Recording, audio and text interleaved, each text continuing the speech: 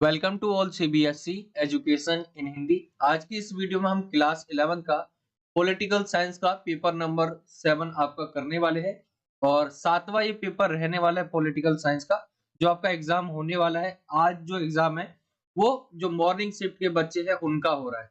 ठीक है, जो मॉर्निंग शिफ्ट के बच्चे हैं और जो इवनिंग शिफ्ट के बच्चे रहेंगे मतलब जो होते थे उनका कल एग्जाम होगा।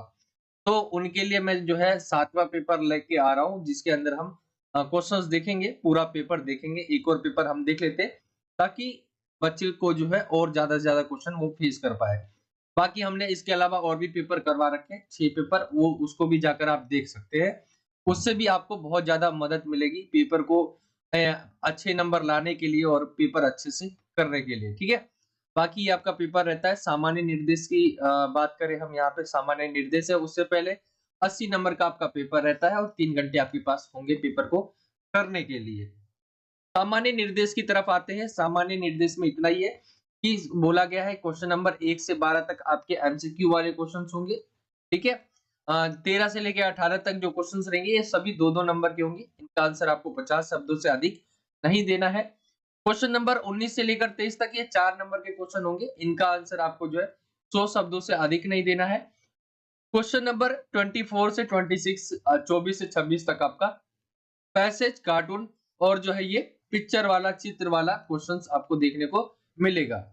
और यहाँ बोला गया है कि 27 से लेकर जो 30 तक क्वेश्चंस है वो 6 नंबर वाले होंगे। इनका आंसर आपको 170 शब्दों से अधिक नहीं देना है। जो 6 नंबर के क्वेश्चन है उसके अंदर आपको विकल्प भी देखने को मिलेगा। तो ये है सामान्य निर्देश हिंदी में। इंग्लिश मीडियम में अगर हम सामान्य निर्देश यानी जनरल इंस्ट्रक्शंस को देखें तो कुछ इस तरह से है। All questions are compulsory, question number 1 to 12 are multiple choice questions of 1 mark each. Question number 13 से 18 तक आपका रहेगा 2 marks each. Answer to these questions should not exceed 50 words each. Question number 19 to 23 are of 4 mark each. Answer to these questions should not exceed 100 words. Question number 24, 25 and 26 are passage, cartoon and you can say picture questions.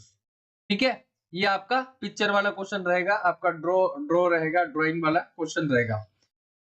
Question number 27 से आपका 30 तक जो रहेगा, question number 27 to 30 are the 6 are of 6 marks each. Answer to these questions should not exceed 170 words. There is an internal choice in 6 marks question. तो 6 marks के question है उसके अंदर आपको इंटरनल चॉइस भी मिलेंगे। तो ये सामान्य निर्देश रहता है पेपर का। और आगे चलते हैं हम पेपर की तरफ। यहाँ से आपका पेपर स्टार्ट हो जाता है। इसे आप एक अंकीय प्रश्न भी कह सकते हैं। ठीक है, एक अंकीय प्रश्न या आप इसे एमसीक्यू मल्टीपल चॉइस क्वेश्चंस 1 से 12 तक जो रहेंगे आपके, जो कि एक एक नंबर वाले होंगे।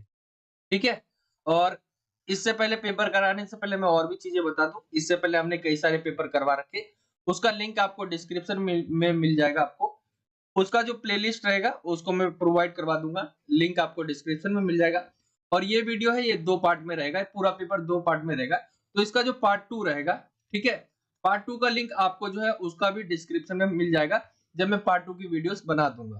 तो ये आपका पार्ट 1 है 7वें पेपर का।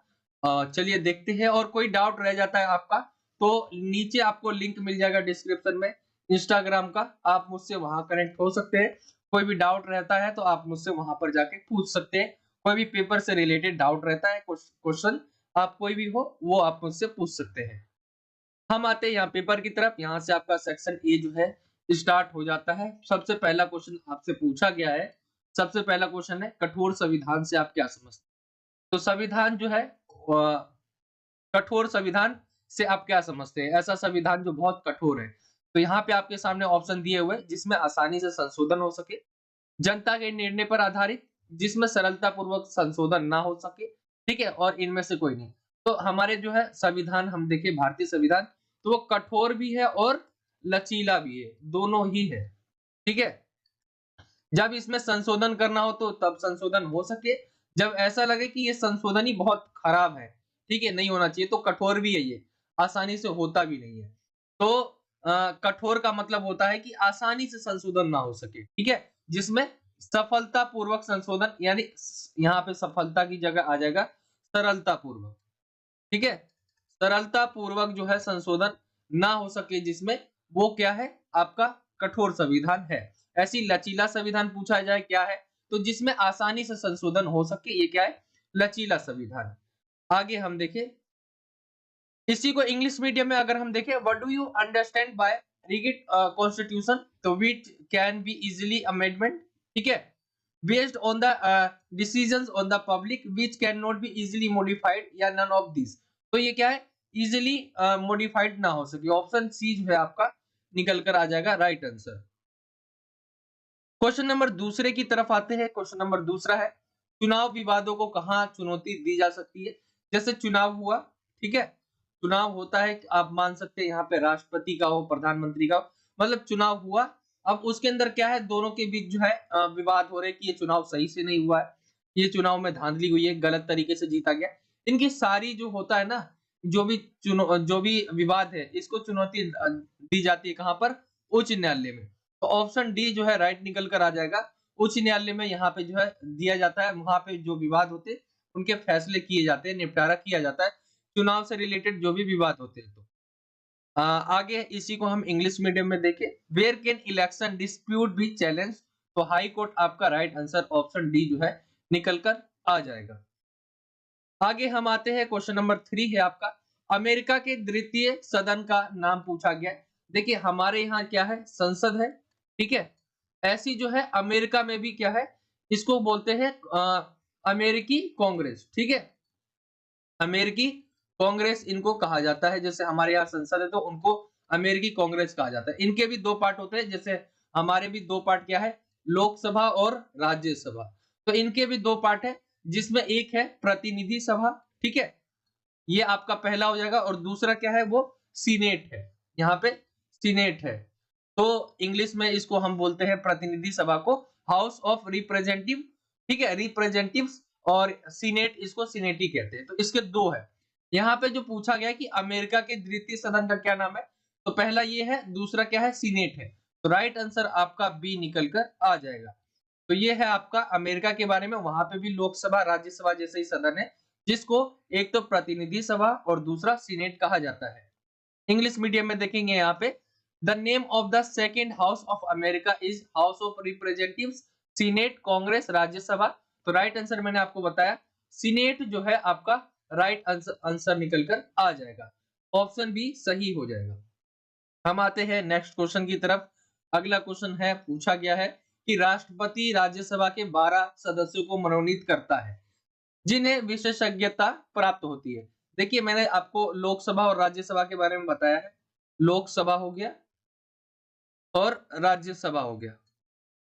कुछ ना कुछ सदस्य क्या है कि राष्ट्रपति जी जो है इसमें लेकर आती है, जिसमें राज्यसभा में 12 सदस्य जो है वो राष्ट्रपति जी चुनती है। कहां कहां से चुनती है ये आपको बताना है, किन क्षेत्रों से जो है लेकर आती है वो 12 सदस्य को।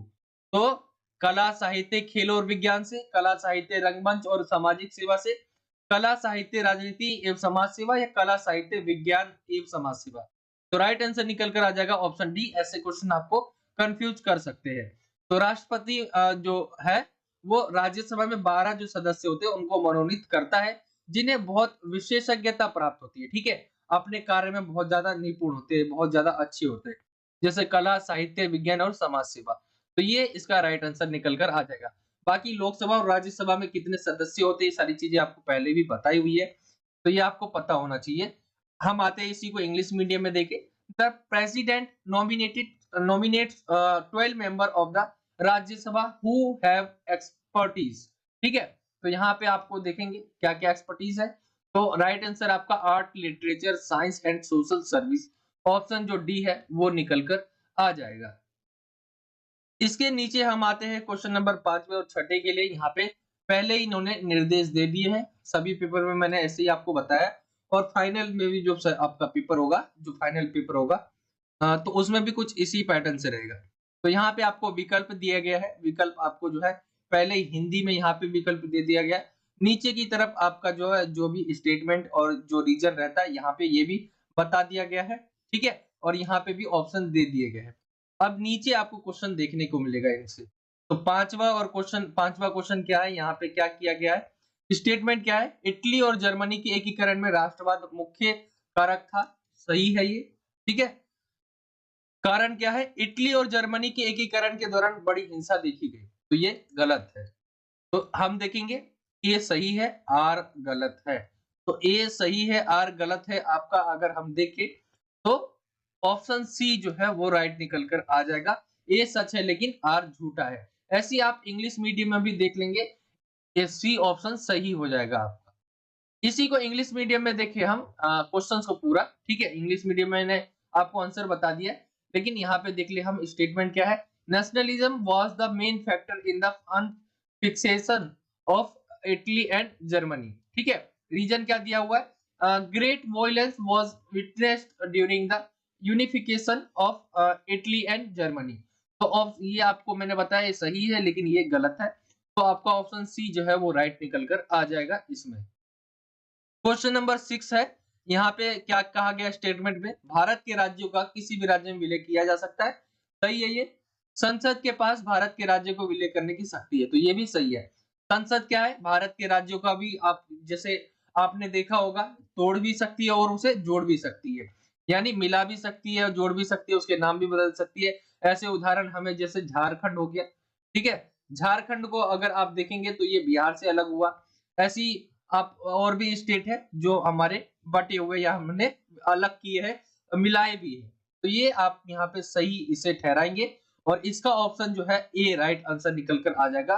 Both A and R are true and R is the correct explanation of A. ये इंग्लिश मीडियम में हो गया। बाकी हिंदी मीडियम में आप यहाँ पे ऑप्शन जो ए है वो सही हो जाएगा। ए और आर दोनों सही है और आर ए की सही व्याख्या करता है।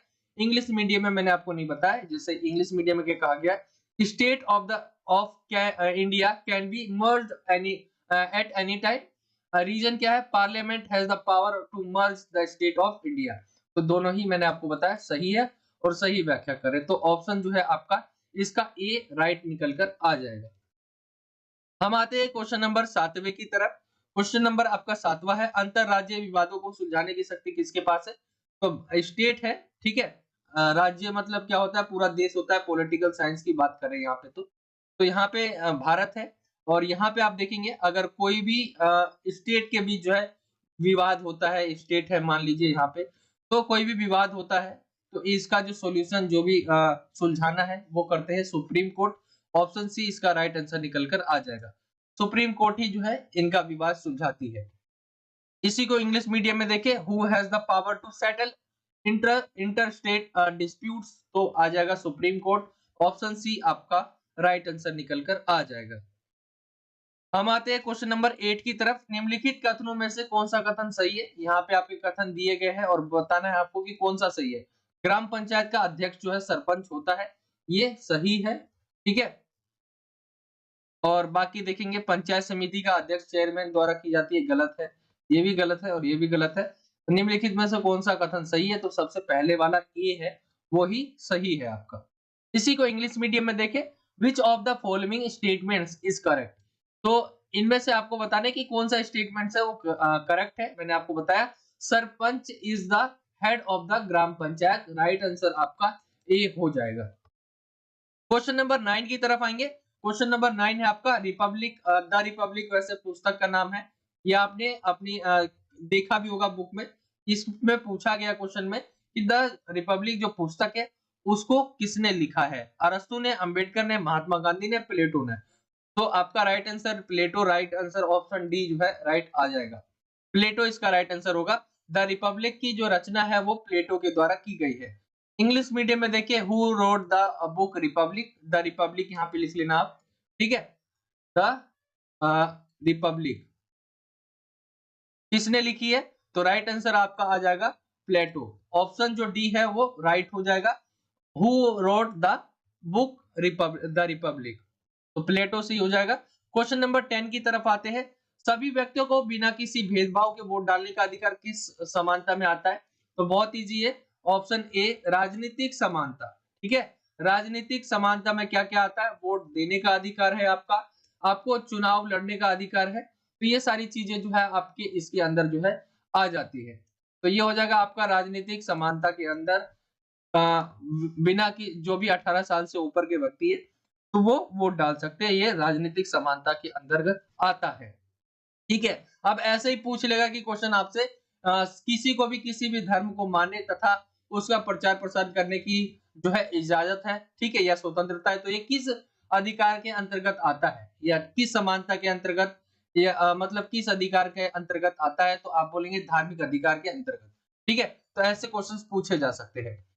क्वेश्चन नंबर 10, इसी को अगर हम इंग्लिश मीडियम में देखें, in what equality does all adults have the right to vote without any discrimination. तो पॉलिटिकल इक्वालिटी ऑप्शन जो ए है वो राइट आंसर निकल कर आ जाएगा आपका। ठीक है, पॉलिटिकल इक्वालिटी। आगे हम आते हैं क्वेश्चन नंबर 11वें की तरफ।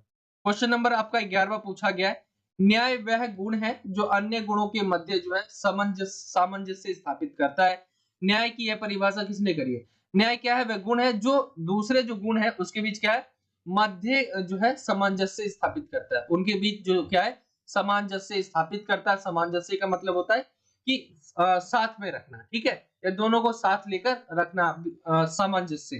तो किसने ये परिभाषा किसने दी है? लास्की ने, अरस्तु ने, प्लेटो ने या रूसो ने? तो ऑप्शन सी देखेंगे आप, राइट आंसर निकलकर आपका आ जाएगा।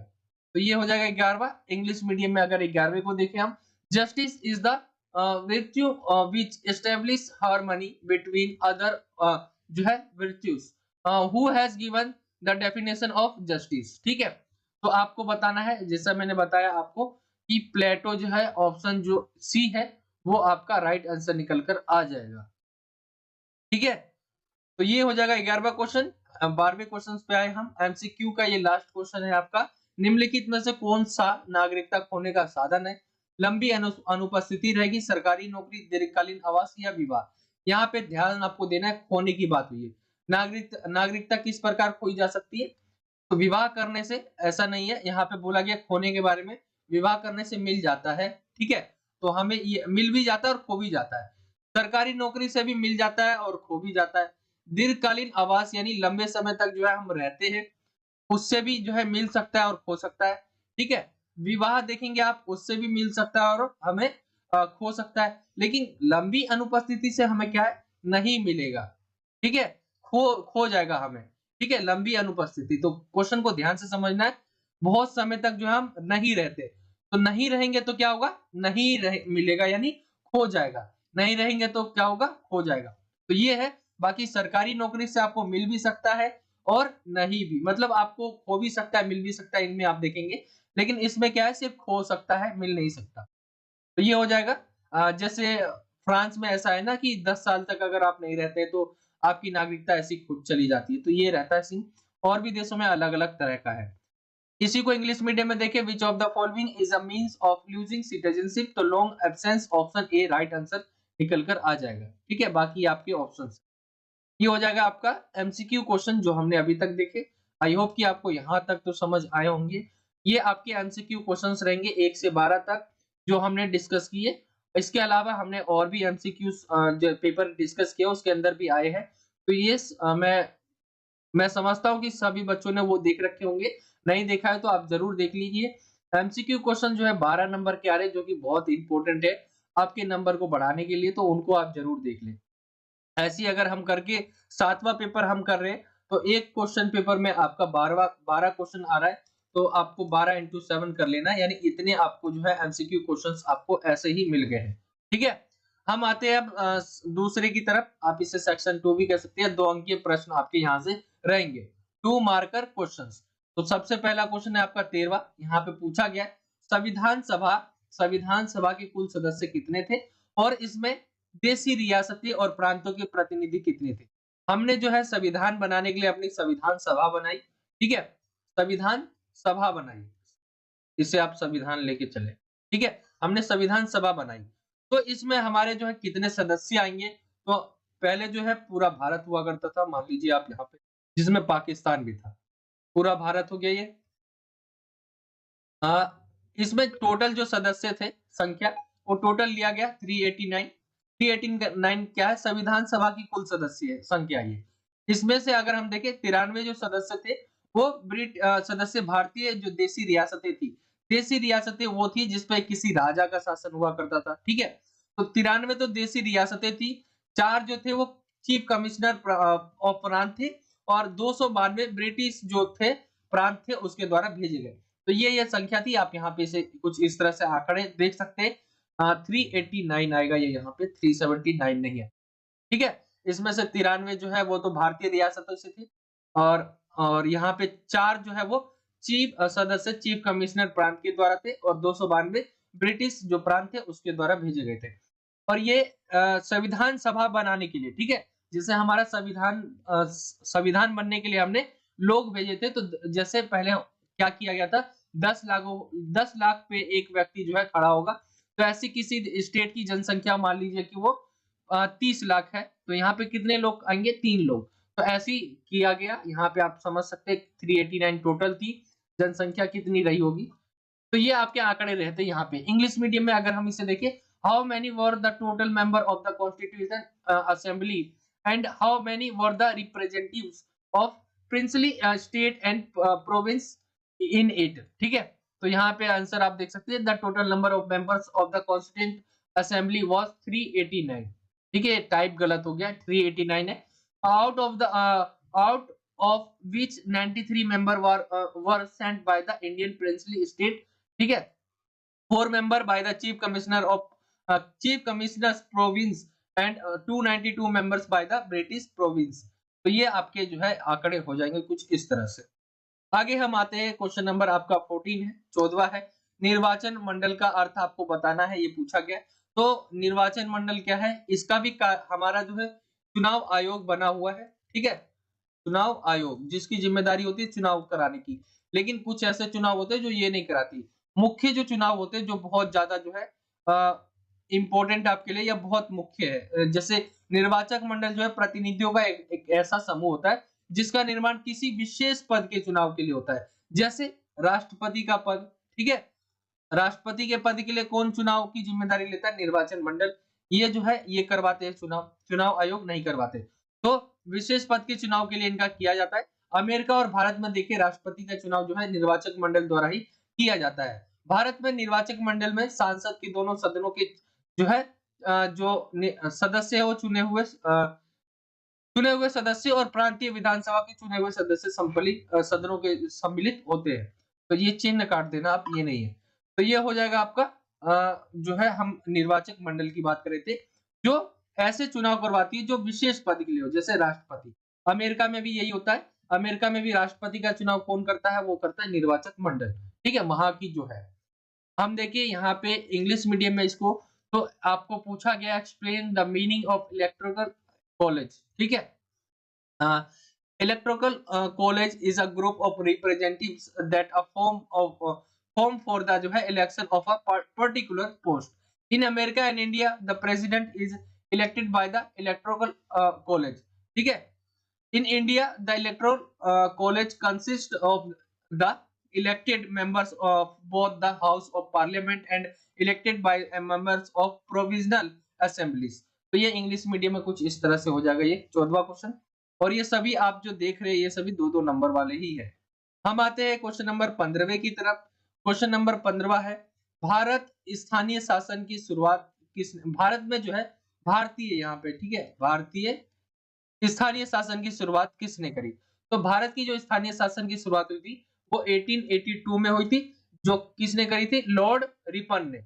लॉर्ड रिपन ने जो है की थी इसकी शुरुआत, इसीलिए इनको भारतीय जो स्थानीय शासन है, ठीक है, भारत में जो स्थानीय शासन है उसका पिता भी कहा जाता है। और लॉर्ड रिपन ने क्यों करी शुरुआत? जो स्थानीय शासन है यानी सबसे पास का शासन रहता है किसी भी क्षेत्र का, तो वो क्यों करी इसने शुरुआत? क्योंकि क्या है कि ज्यादा से ज्यादा लोग जो है वो प्रशासन के काम में जो है जुड़ सके, लोगों ज्यादा से ज्यादा भागीदारी हो सके। तो ये रहेगा आपका जो है भारत में भारतीय स्थानीय शासन की शुरुआत जो है वो 1882 में लॉर्ड रिपन ने की, और भारत में स्थानीय शासन का इन्हें पिता भी कहा जाता है। लॉर्ड रिपन का स्थानीय शासन जो है आरंभ करने का मुख्य उद्देश्य प्रशासन में अधिक से अधिक लोगों को शामिल करना था।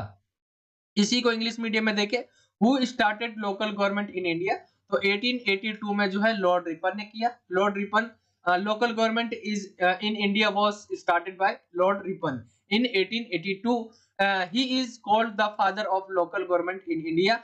The main objective of Lord Ripon introduction of local government was involve more and more people in the administration. तो ये हो जाएगा रीजन क्या किस लिए जो है वो उन्होंने शुरुआत करी। आगे हम आते हैं क्वेश्चन नंबर 16 की तरफ। स्वतंत्रता के प्रकारों में आर्थिक स्वतंत्रता का वर्णन करना है। तो आर्थिक मतलब क्या होता है कि हम पैसा कमा सकते हैं, यानी जीविका कमाने की स्वतंत्रता रहती है। इसके बीच उन्हें उचित साधन तथा सुविधाएं प्राप्त करने की भी स्वतंत्रता रहती है। नागरिकों की जो भी जैसे नागरिकों को बेरोजगारी और भूख से मुक्ति और प्रत्येक को काम करने के समान अवसर प्राप्त होने चाहिए, इसके अंदर आता है। तो क्या है आर्थिक स्वतंत्रता? क्या है यानी आप पैसा कमा सकते हैं, आप कोई भी कार्य कर सकते हैं, बशर्ते वो किसी को नुकसान ना पहुंचाए। ये चीजें आप यहाँ पे लिख सकते हैं स्वतंत्रता के प्रकारों में आर्थिक स्वतंत्रता के बारे में। ठीक है, इजी क्वेश्चन है, 2 नंबर में सभी है। Describe economic freedom among the types of freedom. तो आप कह सकते हैं economic freedom means that people have the freedom to earn their livelihood and between they get proper resources and facilities, citizens should be free from unemployment and hunger and everyone should have equal opportunities to work। तो ये हो जाएगा आपका। अब question number 17वां देखें हम। यहाँ पे बोला गया है ऐसे कोई दो कारण बताने आपको या सिद्ध करने हैं दो कारण कि अधिकार निरंकुश नहीं होते। ठीक है, ऐसे कोई दो कारण बताए जो ये सिद्ध करते हैं कि अधिकार के निरंकुश नहीं होते। तो अधिकार निरंकुश ऐसे नहीं हो सकते क्योंकि कोई भी व्यक्ति क्या रहता है समाज में रहता है और समाज उसके जो भी अधिकार रहती है उसको देखती है, मतलब वो उससे बाहर नहीं निकलने देती। ठीक है, अगर वो ऐसी चीजें करता है तो समाज उसे रोकता है। जिसे अधिकार केवल समाज में ही मिलते, अधिकार व्यक्ति की मांग है जिसे समाज मान्यता देता है या स्वीकार करता है। ठीक है, प्रत्येक मांग अधिकार का रूप धारण नहीं कर सकती, समाज केवल उचित मांगों को ही मान्यता देता है। जैसे मान लीजिए आप यहाँ पे फ्लैट बने हुए, यहाँ पे फ्लैट बने हुए, ठीक है, ये एक इलाका है, तो यहाँ पे समाज में एक व्यक्ति रह रहा है, तो एक पार्क है जो सभी के लिए है। ठीक है, तो पार्क में जा सकते हो और समाज इसकी इजाजत देता है इसे। ठीक है, ये आपके अधिकार है। लेकिन वही क्या है वो किसी दूसरे के घर में जाएगा तो ये क्या कर रहा है, ये गलत इस्तेमाल कर रहा है अपने अधिकार का, तो समाज क्या करता है उसे रोकता है। तो समाज केवल उचित मांगों को ही मान्यता देता है, अतः अधिकार समाज के हित के विरुद्ध नहीं हो सकते। ठीक है, अधिकार कभी जो है असीमित नहीं होते। आपको भी मैंने कई बार बताया कि आपके अधिकार जो है उस पर रोक लगा हुआ है। ठीक है, और कोई भी अधिकार क्या है असीमित नहीं हो सकता, उसके ऊपर कुछ ना कुछ जो है प्रतिबंध रहते ही है। अधिकारों के साथ हमारे कर्तव्य देखें तो वो भी हमारे अनिवार्य है। अंत कर्तव्य अधिकारों को निरंकुश होने नहीं देते। हमारे कर्तव्य भी है जो अधिकारों को क्या है निरंकुश नहीं होने देते। तो ये चीजें है, निरंकुश नहीं है अधिकार, ये इससे सिद्ध होता है। इंग्लिश मीडियम में देखिए give any two reason which prove the right are not absolute. ठीक है, तो यहाँ पे हम देखिए following are the two important factor for the authority is not being absolute. तो यहाँ पे देखिए हम right are found any in the society, rights are the demands of the individual which the society recognize or accept। every demand cannot take the form of a right। society recognize only reasonable demands। inner rights cannot be against the interest of the society। तो ये आप कुछ इस तरह से लिख लेंगे। आगे हम देखिए rights are never unlimited, rather they are limited power which are necessary for the development of a person। It is mandatory to have duties with rights, so duties do not allow rights to be autocratic। ठीक है, तो ये हो जाएगा आपका question number 17वें का English medium में। हम आते हैं क्वेश्चन नंबर 18वें की तरफ। सभी नागरिकों को समान अधिकार दिए जा सकते हैं, लेकिन हो सकता है कि वे इन अधिकारों का प्रयोग समानता से ना करें। इस कथन की व्याख्या करनी है। अब देखिए दो व्यक्ति है, दो व्यक्ति को हमारे संविधान में कोई भी व्यक्ति है उसको समान अधिकार है। मान लेते हैं दो व्यक्ति है, दोनों को समान एक जैसा अधिकार दिया हुआ है, लेकिन एक व्यक्ति क्या है कि इसको हम अमीर कर देते हैं। ठीक है, ये अमीर है और ये क्या है गरीब है। तो गरीब व्यक्ति है वो अपने संसाधनों का यूज सही तरीके से नहीं कर पाएगा या उसको अपने अधिकार के बारे में भी सही तरीके से ना पता हो। लेकिन अमीर व्यक्ति के पास क्या होंगे, संसाधन होंगे बहुत उसके पास, तो उसका उचित उपयोग कर पाएगा। तो दोनों के अधिकार सेम है, लेकिन क्या है यहाँ पे देखिए ये कथन सही है कि सभी नागरिकों को समान अधिकार दिए जा सकते हैं, ठीक है, और दिए जाते भी है, परंतु ये संभव नहीं है कि लोग इन अधिकारों का प्रयोग समानता के आधार पर ना करें, ठीक है। ये संभव है कि वो जो है इन अधिकारों का प्रयोग क्या है, एक जैसा नहीं करेंगे। जैसे समाज में अमीर और गरीब दो वर्गों के लोग रहते हैं, और अमीर वर्ग के पास क्या होता है, बहुत ज्यादा संसाधन रहते हैं, जिसके कारण वे अपने अधिकारों का उचित प्रयोग कर पाते हैं। लेकिन जो गरीब होते हैं वो अपने अधिकारों का प्रयोग जो है सही तरीके से नहीं कर पाते। तो ये कहेंगे आप, ये सत्य है, ये सही है कथन जो भी कहा गया है, इसके बारे में कुछ इस तरह से लिखेंगे। इंग्लिश मीडियम में देखें हम, ऑल सिटीजन्स में be given equal rights but they may not use these rights equally, explain this statement. This statement is true that equal rights can be given to all citizens, but it is responsible that people cannot exercise these rights on the basis of equality. There are both rich and poor people in the society. The rich classes has proper resources due to which they are able to exercise their rights properly. But the poor people do not have a proper resources and exercise their rights. तो ये हो जाएगा इसका English में। I hope कि आपको यहाँ तक समझ आया होगा। और ये आपका जो है हमने देखा 2 नंबर के सारे क्वेश्चंस जो कि आपके स्टार्ट थे 13 से लेकर 18 तक। आई होप कि आपको यहाँ तक पेपर अच्छा लगा होगा। जो भी क्वेश्चंस आए हैं वो समझ आए होंगे, किस किस तरह के क्वेश्चंस पूछे जाते हैं पेपर में या जा सकते हैं, आ सकते हैं आपके ये पेपर में। तो पार्ट 1 यहीं तक रहने देते हैं, क्योंकि मैं ज्यादा लंबा करूंगा। मेरा भी गला जो है काफी ज्यादा खराब हो रखा है 2-3 दिनों से, तो यहीं तक रहने देते हैं पार्ट 1। पार्ट 2 में जो हम इसके आगे के क्वेश्चंस जो भी डिस्कस करेंगे, ठीक है। तो ये था आज का वीडियो अच्छा लगा तो वीडियो को जरूर लाइक करें। लाइक करना है आपको, नीचे लाइक का बटन लाइक दिखेगा, ठीक है, उसके ऊपर क्लिक कर लेना है। और वीडियो को शेयर करना अपने दोस्तों में, जो भी आपके फ्रेंड सर्कल में है उनको वीडियो को शेयर करना है। और चैनल पे अगर नए है तो नीचे आपको सब्सक्राइब का बटन दिखेगा, उस पर आपको क्लिक करना है और बेल के आइकन को ऑल पे सेलेक्ट कर लेना है। इससे जब भी मैं कोई नई वीडियो डालूंगा तो आप तक वो नोटिफिकेशन पहुंच जाया करेगी। बाकी कोई भी डाउट रहता है आप मुझसे इंस्टाग्राम पे पूछ सकते हैं, लिंक आपको डिस्क्रिप्शन में मिल जाएगा। तो चलिए मिलता हूं आपसे अगली और एक्साइटिंग वीडियो में। जब तक के लिए जय हिंद, जय भारत, वंदे मातरम।